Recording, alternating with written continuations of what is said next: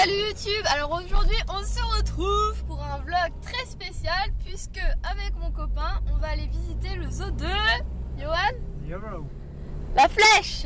On va aller visiter le zoo de La Flèche. Alors chez nous il y a deux zoos, à côté, environ 1 heure chacun. Il y a Douai-la-Fontaine et il y a La Flèche. Et vu que Douai-la-Fontaine on va aller le visiter avec des amis cet été, tous amis furets. Et là on a décidé d'aller au zoo de La Flèche. Donc je vais vous filmer différents moments de la journée. Et puis j'espère que ça vous plaira. A tout à l'heure. La grosse gamine, tu sais. C'est quand on arrive.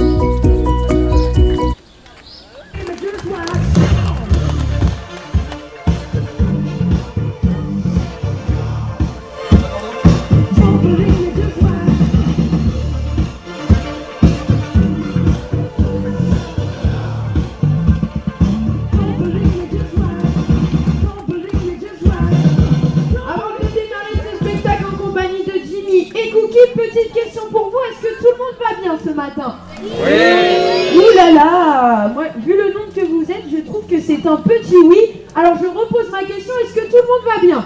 Oui. Ah, c'est beaucoup mieux. Alors j'espère également qu'au cours de ce spectacle, spectacle. Vous allez passer un agréable moment en notre compagnie, mais également apprendre différentes choses sur les otaries, notamment sur leur comportement, leur morphologie ou encore leurs fameuses adaptations au milieu terrestre et aquatique.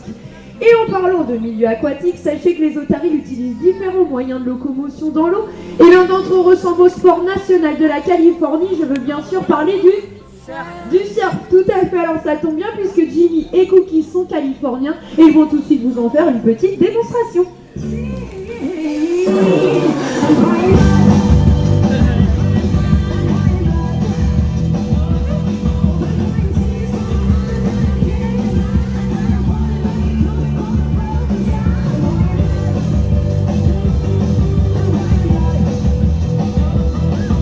Jimmy et Cookie.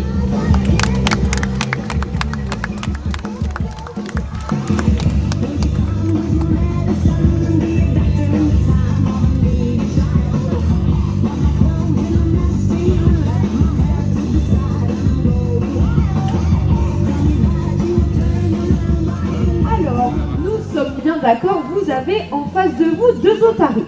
Pourquoi j'insiste autant? Eh bien tout simplement parce qu'on les confond très souvent avec un autre animal. Je veux bien sûr parler du phoque. C'est vrai qu'ils se ressemblent beaucoup. D'ailleurs, ils font partie de la même famille, celle des pinnipèdes. Mais pour vous aider à ne plus les confondre, sachez qu'entre phoque et otarie, il y a bien plusieurs différences, dont une qui est de taille et qui se situe juste à ce niveau-ci. Les nageoires, très larges et très puissantes chez les otaries. Merci les garçons. Alors le phoque, lui aussi possède des nageoires, mais les siennes sont beaucoup plus petites que celles des otaries. Il ne va donc pas pouvoir les utiliser lorsqu'il va se déplacer sur le sol. Le phoque va être obligé de ramper, comme le ferait une chenille ou un ver de terre. On dit d'ailleurs que le phoque ondule la terre. Alors, nous sommes bien d'accord, comme je vous l'ai dit en début de spectacle, Jimmy ici présent c'est bien une otarie. Mais c'est également un très bon imitateur de phoque. Alors pour que ce soit bien clair pour tout le monde, eh bien Jimmy va tout de suite vous montrer comment le phoque se déplace lorsqu'il est sur le sol.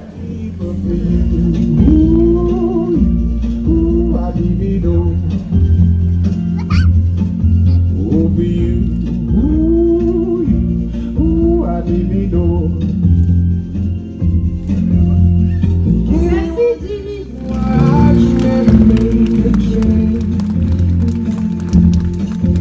Oui, bien maintenant je vais vérifier que tout le monde est bien suivi. C'était le déplacement de quel animal? Du phoque, tout à fait, rien à voir avec celui de l'otarie. Car si vous regardez bien Jimmy, il est capable de marcher sur ses quatre nageoires. Il soulève donc facilement le poids de son corps.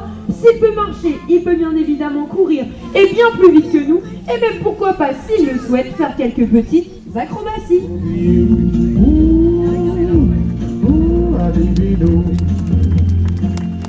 Merci beaucoup Jimmy.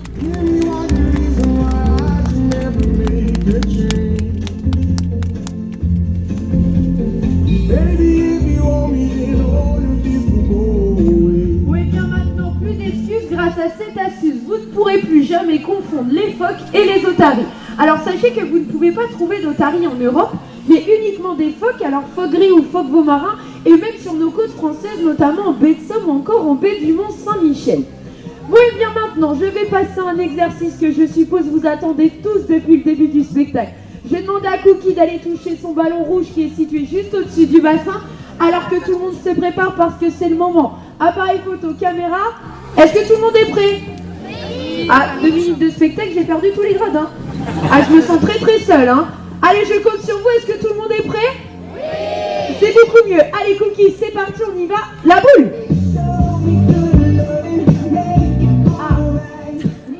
Eh bien, vous voyez, c'est ce qu'on appelle un faux départ. Alors, Cookie, bah oui, regarde, tout le monde était prêt, tout le monde t'attendait. Bon, je pense savoir, c'est sûrement que Cookie manquait d'élan, mais surtout d'encouragement de votre part. Alors, n'hésitez pas à l'applaudir, surtout.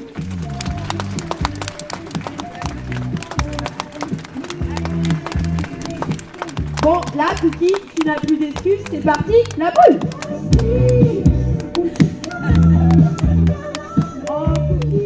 Bah alors? Bah oui, là c'est pas les encouragements, tout le monde t'a applaudi quand même. Bon, ça m'étonne de Cookie, c'est pas du tout dans ses habitudes de refuser un exercice, et encore moins celui des ballons. Il doit avoir un petit souci d'ordre médical. Allez Cookie, allonge-toi, nous allons regarder ça de beaucoup plus près. Alors, pas d'inquiétude, à première vue, tout a l'air d'aller bien. Mais cela va me permettre d'introduire un petit sujet. En plus des exercices de spectacle auxquels vous assistez aujourd'hui, nous pratiquons ici au Zoo de la Flèche ce qu'on appelle de l'entraînement médical. Et d'ailleurs, pour illustrer mes propos, je vais demander à mon assistante Jimmy de m'apporter le matériel nécessaire. Ce que tu trouveras, Jimmy, ça ira. Ah, merci beaucoup, Jimmy. Eh bien, une seringue, c'est parfait, on est tout à fait dans le thème, merci.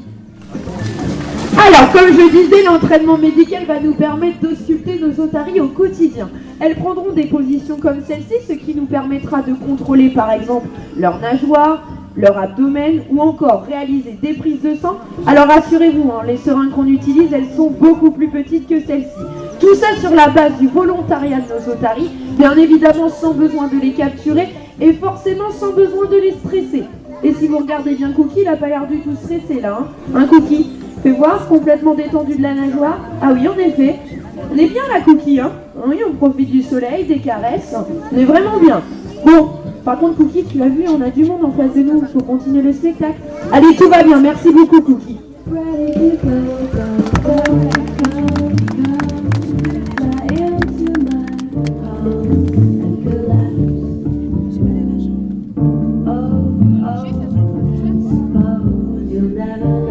Alors, pas d'inquiétude, nous reviendrons à l'exercice des ballons tout à l'heure en fin de spectacle et je demanderai même à Jimmy d'accompagner. Tout le monde est prêt? Oui.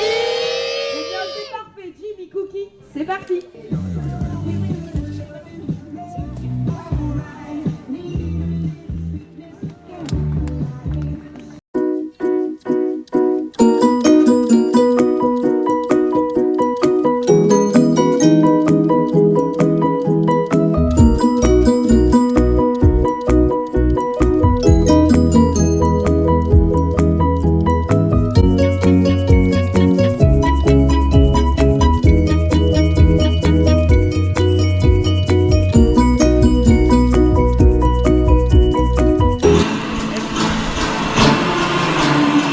Alors, l'aigle de steppe nous vient des steppes d'Asie centrale, un oiseau très prisé par les Kazakhs pour la chasse.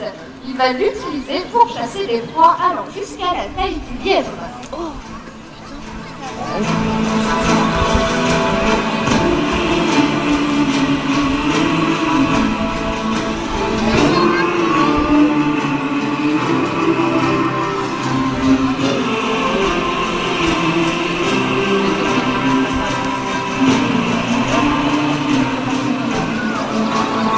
Alors ici, nous sommes déjà en présence de Taïga, la femelle, qui sera rejointe dans quelques instants par son mâle, lui prénommé Ouran.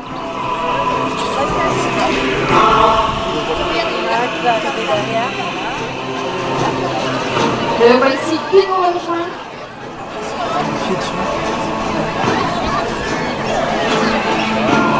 Et profitez qu'ils soient tous les deux ensemble pour observer la différence qu'il y a entre mâle et femelle. Alors toujours dimorphisme sexuel, mais cette fois-ci, donc ce dimorphisme n'est pas marqué par la couleur.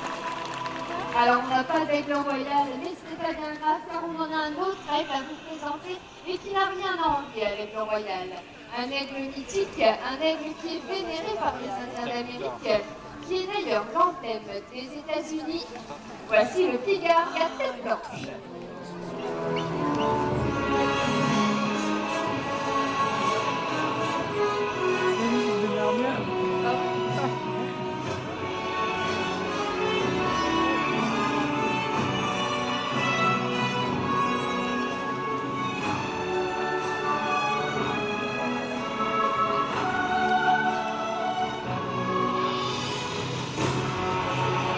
De leur cette parce qu'ils sont prêts à se reproduire.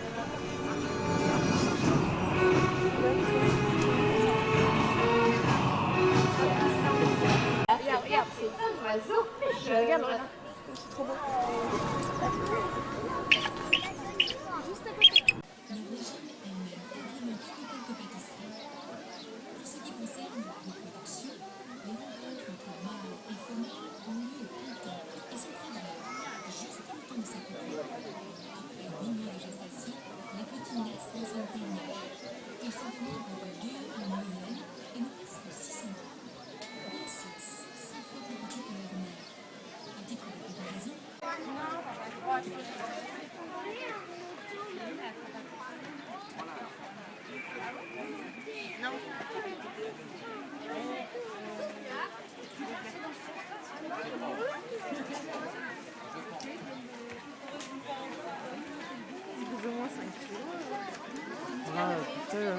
Elle joue.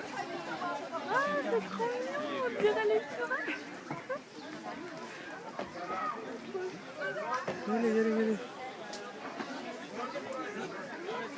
C'est Mustélidée.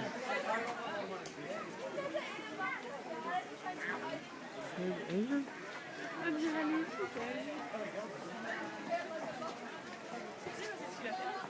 Je crois que ça se fait.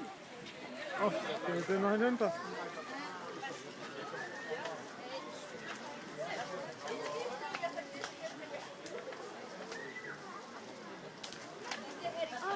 Alors on se retrouve, donc là on est sorti du zoo, on a acheté, en fait il y avait deux boutiques, il y a deux boutiques dans le zoo et on avait vu dans la première une loutre en peluche, mais enfin on s'est dit bah on attendra la boutique de la sortie pour la prendre et elle y était plus, donc du coup en fait on l'a pris un petit porte-clés comme ça. Voilà. C'est trop mignon les petites loutres. Bah après j'ai un peu arrêté de filmer parce que déjà j'avais plus de batterie sur mon appareil photo et là je filmais avec le portable de mon copain. Et puis enfin voilà, je filmais tous les animaux. Si on aurait peut-être dû. T'as filmé les loutres? Oui. Pris vidéo je crois, pris photo en tout cas, vidéo je sais plus. Ah bah les loutres, il y en avait deux, il y en avait des toutes petites, genre gizmo en 2 kilos de plus encore. Et il y en avait par contre une énorme, c'est trop belle. Et puis voilà, donc Yohan, alors mon copain, ses animaux préférés ça a été le panda roux. Ensuite, le spectacle des oiseaux en vol libre. Après les perroquets. Si, le spectacle des perroquets, t'as vu? Non, j'ai pas vu. Ah bon? Et l'autre. Et les loutres, comme moi. Et moi, alors ce que j'ai préféré, c'était tout au début du parc les chimpanzés. Alors bon, ça me fascine les chimpanzés. Ensuite, ça a été, je te dis quoi après? Les loutres aussi, les petites et la grosse. Et après, j'ai adoré le spectacle des otaries et des oiseaux en vol. Et voilà. Alors j'espère pour ceux qui peuvent aller à la flèche que cette vidéo vous aura donné envie. En tout cas nous il est 18h, on rentre, on est crevés, les furets vont faire un zouk mortel, va falloir les sortir parce que du coup ce matin on les a pas sortis. Et puis voilà, c'est une journée trop bien, trop good. Alors je vous dis à très bientôt, bisous.